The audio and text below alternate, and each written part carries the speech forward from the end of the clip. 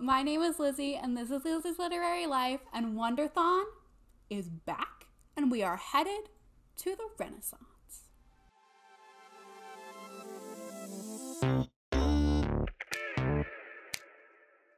I literally just spent 45 minutes filming this video, and the file corrupted, so I might be going insane a little, so just bear with me. Just bear with me through this.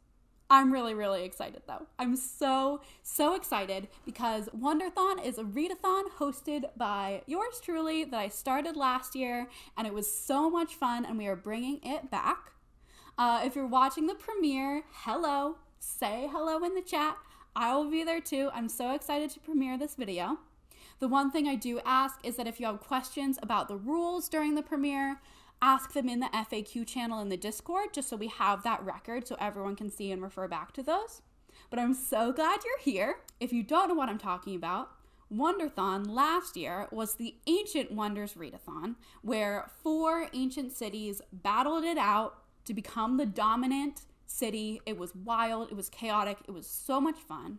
And this year, it is the Renaissance Wonders Readathon, where 4 cities of the Italian Renaissance will be working to develop to be the most cultured and sophisticated city in all of Italy. This readathon takes place from midnight on June 15th, that's a Saturday, so the beginning of Saturday, June 15th, all the way to 11:59, the very end of Sunday, June 30th. So we have 2 weeks with an extra weekend to be reading books and earning points and having a whole lot of fun. I firstly just want to say thank you to my team captains, who I will introduce in a second, because they were great brainstorming buddies as I worked to make this bigger and better than last year.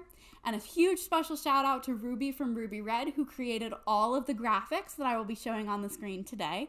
I think they're incredible. She does an awesome job. And let's just get right into it. So the way this readathon works, there are 4 teams, which I will introduce in a moment. There are also 4 different ways or categories in which you can earn points. Those are art, civics, economics, and scientific. So you are working to build your city in all of those different aspects to become the most culturally advanced city in the world of the Italian Renaissance. So, there will be chapters in this video, so you can skip around to the sections. I recommend you watch it all the way through once, and then you can skip around to the sections that you need more clarification on. There will also be links down below after the premiere, a Google Drive with all of the graphics, as well as a document that has the rules, all of the rules written out, and an FAQ. Probably read that, because I bet it'll be more coherent than I am here. And let's just get into it. The 4 teams are, firstly, we have Florence, led by Danielle from Danielle Reads. Their team genre, which I will talk about in detail, how the team genres work, but her team genre is fantasy and sci-fi. And the bonus for building the wonder in Florence, again, I'll get to it, is in the art category. The second team, we have Rome, led by Martine from Just Martine. The team genre is mystery, thrillers, and horror. And the bonus for building the wonder, the first wonder, is in the civics category. And then we have Venice, led by Ruby from Ruby Red. And the team genre is literary/general fiction. And the bonus, the wonder bonus, is in the economics category. And last but not least, we have Milan, led by Bailey from Is Bailey Reading, with the team genre is romance, and the wonder bonus is in the science category. When you sign up, you will, there's a link down below. Maybe watch till the end of the video to get all the rules and then sign up. But if you're eager, go ahead and do it right now. You will be choosing a team. You can choose your team based on the captain, based on the logo, based on the vibes, or based on the team genre, though you do not have to exclusively read, or even really at all, read that team genre in order to be on that team. So, like I said, there are 4 categories of points: art, civics, economics, and science. The final score for the team will be an average of those 4 categories of points. This is different from last year. Last year, it was a total of the 4 categories of points. This year, it is an average, which changes the strategy a little, so keep that in mind. Each book can only be used for one of those 4 categories. So when you finish a book or when you're building your TBR, you must decide one of those 4 categories to submit your book to. There are also, like I said, bonus points for reading in your team genre and a modifier based on book length, but I will get to those concepts after I discuss all of the categories of points. Each team will also, with every single book they read, be working towards building the 3 stages of their wonder, which get you different advantages as you reach each stage. Wonders section in the chapters will describe all of that for you. And lastly, before I get into the categories of points, you don't have to keep track of all the scoring and the math. It gets complicated, but you don't need to do it yourself because there is a very easy, user-friendly submission form that'll do all the math for you, calculate everything behind the scenes, and you just worry about reading and having fun. So, the first category we are going to discuss is art, and the art category is exclusively for graphic works. So graphic novels, manga, anything that is told in pictures is going to be submitted to the art category. You cannot submit a prose novel to the art category, and you cannot submit a graphic work to any other category. All graphic works must go to the art category. The way the art category works for points is that every submission starts at a base level of 2 points. And then there are 5 different aspects about the book that you can build onto those 2 points that give you 2 additional points each. And those aspects, so you start at 2 points. If it is a continuation of a series, you get an additional 2 points. If it is illustrated in full color throughout the whole thing, it's an additional 2 points. If it's by a female or non-binary author, that is an additional 2 points. By an author of color, an additional 2 points. And finally, if it has LGBTQ plus representation, it is an additional 2 points. And that's the art category. Pretty simple, pretty self-explanatory. The thing you need to remember is that this is exclusively, and this is the place where the graphic works go. All graphic works must be submitted to the art category, and nothing else can be submitted to the art category. Next category, we have civics. So the civics category is a list of prompts for building different buildings and amenities within your city. It works pretty similarly to last year, except that I switched around the point values and kind of increased and bumped up the point values to make it a little bit more desirable to use this category and a little bit more reasonable for the specificity of the prompts. For each book, you can use up to 3 of these prompts, and the prompts are statue, read a book with a beautiful cover for 3 points. Stables, read a book with animals on the cover for 3 points. Gardens, read a book with plants on the cover for 3 points. Library, read a borrowed book for 4 points. Apothecary, read a book published before 2021 for 4 points. Theater, read a book with LGBTQ plus rep for 4 points. Laboratory, read a book with green on the cover for 5 points. Tavern, read a book featuring food for 5 points. Courthouse, read a book set before 2000 for 6 points. University, read a book with a school setting for 6 points. Lighthouse, read a book with a source of light on the cover. This can be a lamp, it can be the sun, it can be any source of light for 6 points. Marketplace, read a book set in the real world but not in America or the UK for 7 points. Temple, read a book featuring gods for 7 points. Palace, read a book featuring royalty for 7 points. And finally, Town Hall, read a book in translation for 7 points. Those are the civics prompts. If you're submitting to the civics category, you can pick up to 3 of those prompts, and the point values will be added, and that will be your category total for that book. Economics. Economics is a new category this year, and I'm really excited about it. I think it's really cool. We basically have this game board, the economics game board, and each space on the board is worth a different number of points. And the way you move on the board is that the last digit of the page number of the book you're reading is the number of spaces you move. So if your book is 216 pages, you're moving 6 spaces, and the spot you land on is the number of points you get. If you're reading a physical book, I do ask that you use the page number in the edition you are physically reading. If not, you must use the Goodreads page number. So if you're reading by audiobook or any other method that doesn't give you an accurate page number, you're using the Goodreads number and the last digit of that to be the number of spaces you move. If that number, the last digit is a 0, you can either stay on the spot you're on or move 10 spaces. However, you cannot stay on one spot more than twice. So if you land on that coveted 30-point purple spot, and then you read a book with a 0 at the end, you can stay on that spot one more time. But after that, if you read another book with a 0, you have to move the 10 spots because you can't stay on one spot more than twice in a row. If you finish the board, you are looping back around to the beginning, but every time you loop the board, you do get an additional 8 points. There is also a shortcut across the lake in the middle.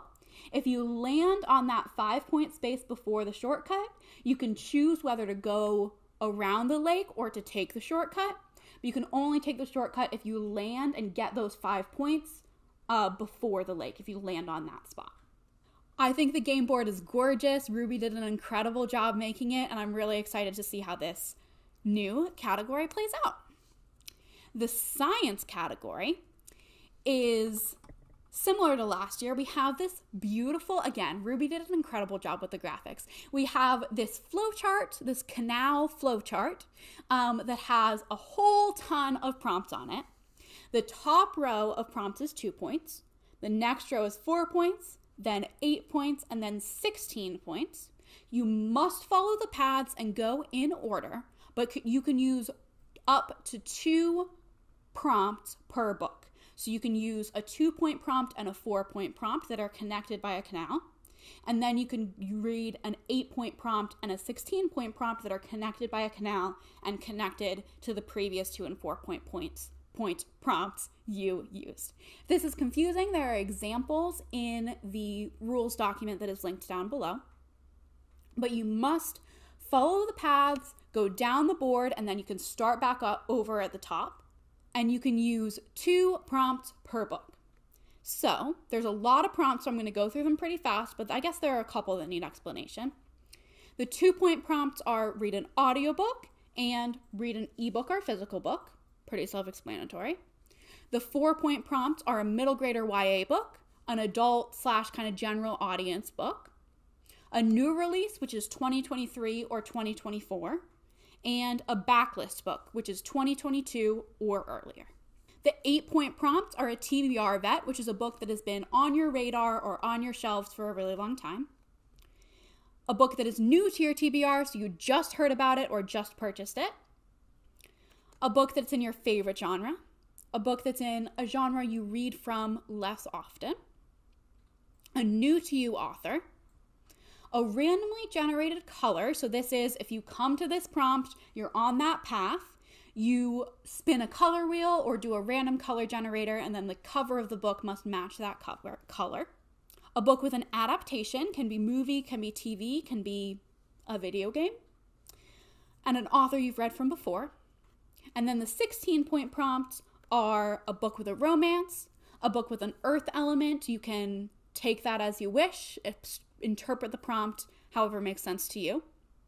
A book that involves a journey, a book with a water element, a book set in the future, a book with disability or mental health rep, a reread, a book with an air element, a debut novel, so it's the author's first book they have published, a book that is a retelling of another story, a book set in summer, a book that's either a poetry collection or it's written in verse, a book published before 1975, a book set in a small town, a book with a fire element, and a book based on a true story.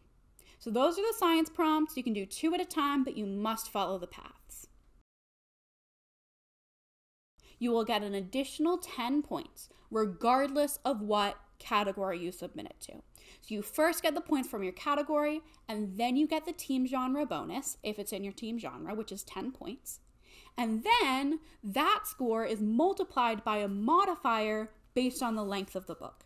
And like I said, you don't have to do this math by yourself. My spreadsheet calculates it for us when we submit. When you submit your book, my spreadsheet will calculate the points for you and add it to your team averages. But also there's a personal points tracker that I will have available in the Google Drive down below, where if you want to do some experiments, you want to test out how many points each book will get, that'll calculate the points for you as well. So the modifiers work as follows. If your book is fewer than 200 pages, that point total, the category points plus the 10 points if it's in your team genre, will then be multiplied by 0.6. So it'll be less points for a shorter book. If it is between 200 and 300 pages, it will be multiplied by 0.8. If it is between 300 and 400 pages, it'll be multiplied by 1 or just stay exactly as it is. If it is between 400 and 500 pages, it'll be multiplied by 1.2, so you'll get a little bit more points.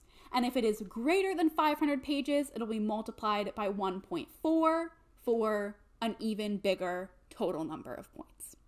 For these bonuses and modifiers, when you go into the form and it asks for the page count, you must use the page count from Goodreads. Just so we have everything consistent, use the page count on Goodreads. Even if you're not a Goodreads user, you can still search up a book and find the page count on Goodreads. I do ask that you do that so that we can have consistent. If 2 people read the same book, they're submitting it for the same number of pages and getting the same modifier. Just feels like that's fair. And now I'm going to talk about our wonders. So each submission will also be working towards developing your team's wonder, which consists of 3 great works of art from your city. The first is a painting, which will get you a category bonus in the category that I said your bonus was in when I introduced the teams. The second is a sculpture, which will get you a bonus in the showcases, which I'm talking about next. But it's going to be a secret. It's a secret from you right now, and it'll be a secret from the other teams once you achieve it. And the last is a great work of architecture, which will get you a final secret bonus that is really good, but I'm not going to tell you what it is. It's a secret. Wonders are built using wonder points, which are the average number of pages read per player. So it's the total number of pages read by the team divided by the number of people on the team, with the exception that graphic works, any works submitted to the art category, which must be graphic works, are going to count for half of the pages that you submit them for, simply because they read faster. The painting requires 1,000 wonder points, so when your team gets to an average of 1,000 pages read per player, you will get your painting bonus, which is the category bonus. The sculpture requires 3,000 wonder points, and the building or the work of architecture requires 7,000 wonder points, which honestly is a lot. So I don't know if we're going to get there, but we will be shooting for it because it's a really good bonus. And the bonuses are as follows. Like I said, I'm not telling you the sculpture or architecture bonuses. They will come if you reach those milestones. But Florence's painting is the Mona Lisa. And when you paint the Mona Lisa, you'll get an art category bonus just for Florence. And that is that the base level of points and the points added for each aspect in the art category are going to be worth 3 points instead of 2. The sculpture for Florence is Michelangelo's David, and the building for Florence is the Palazzo Vecchio, excuse my pronunciation. For Rome will be working on painting the creation of Adam. After the creation of Adam is painted, Rome citizens can use up to 5 civics prompts instead of 3. The sculpture for Rome is the Pieta, which will give you that showcase bonus. And the building is St. Peter's Basilica, which, again, final secret bonus. for Venice, the painting is Venus of Urbino. And once Venus of Urbino is painted with those 1,000 wonder points, average pages read per player, Venice citizens can choose any number of the page count to use as the number of spaces they move. So if your book is 364 pages, you can move 3 spaces on the economic board, 6 spaces, or 4 spaces, again, using the page number. I talked about it in the economics section. The sculpture for Venice is Perseus with the head of Medusa, and the building is the Biblioteca Marciana. I hope I'm saying these right. I really don't know. For that final secret bonus. And Milan is painting The Last Supper. So after The Last Supper is painted, Milan citizens do not have to follow the paths on the science board, but they must still move through the levels in order. So I'm going to clarify this because it's a little different from last year. Milan citizens, after they reach their first wonder level, the Last Supper painting, they can skip around horizontally on the science board. So you can go from over here to over here to over here to over here, but you still have to go down the levels in order. So you still have to do a 2 and 4 point prompt book, and then an 8 and 16 prompt book, or something that goes through 2, 4, 8, 16 in that same order. But you don't have to follow the canal paths in the horizontal direction, so you can skip around. Does that make sense? If you have any questions about it, ask in the Discord. But yes, you can move, you can skip around, so a lot more freedom, but you do still have to work through the levels in order. The sculpture for Milan is Rondane di Pieta. That's the way I should say it, even if it's wrong. And the building is the Duomo di Milano, which will get you that final secret, excellent, powerful bonus. And those are the wonders. So wonder points, in summary, average pages read per player, with graphic works counting as half the number of pages you submit them for. You should put in the actual page number. The halving will be done for you. And you will get that category bonus when you reach 1,000, a showcase bonus when you reach 3,000, and the final secret bonus when you reach 7,000, if you reach 7,000. And finally, we have showcases. If you were around last year, you'll know that the battles and the military got insane. And you must be wondering, we've been through all of this video and you haven't even mentioned military. How's that going to work?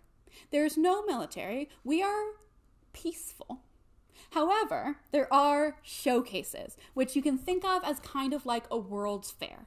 You are showing off the best aspect of your city to try to be the most culturally advanced rather than militarily. So, showcases are declared whenever a team's